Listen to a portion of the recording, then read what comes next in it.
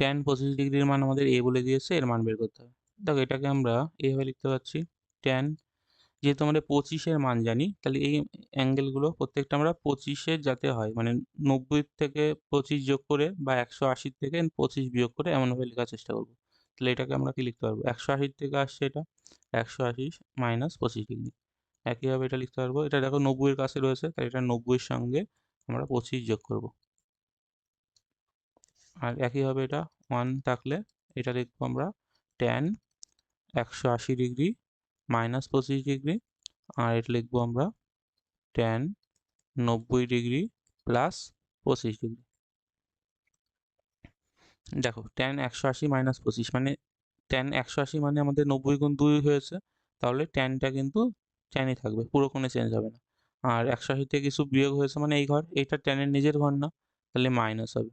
180 থাকার জন্য ট্যানই থাকছে, কিন্তু চিহ্ন আমাদের দ্বিতীয় ঘরে থাকার জন্য নেগেটিভ হয়েছে, তাহলে এটা বলতে পারবো মাইনাস tan 25 ডিগ্রি।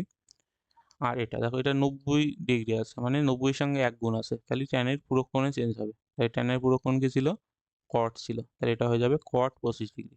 আবার এটা দ্বিতীয় ঘরে থাকার জন্য ট্যানের নিজের ঘর না, তার জন্য আমাদের একটা মাইনাস আসবে, তাহলে মাইনাস মাইনাসে প্লাস হয়ে যাচ্ছে।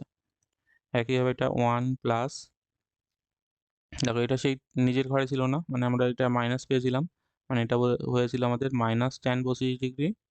আর এটাও সে একই টার্ম, মানে এটা হয়েছিল আমাদের মাইনাস কট 25 ডিগ্রি।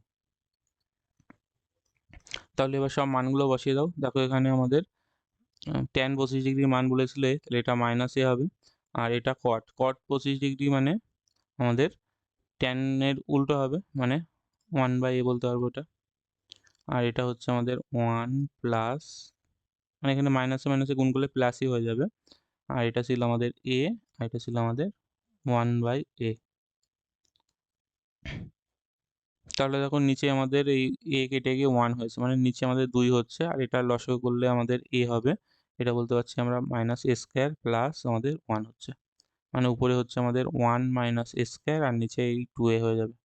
তাহলে minus a square by 2a, এমন অপশান আছে, অপশান ডি, এটা অ্যান্সার।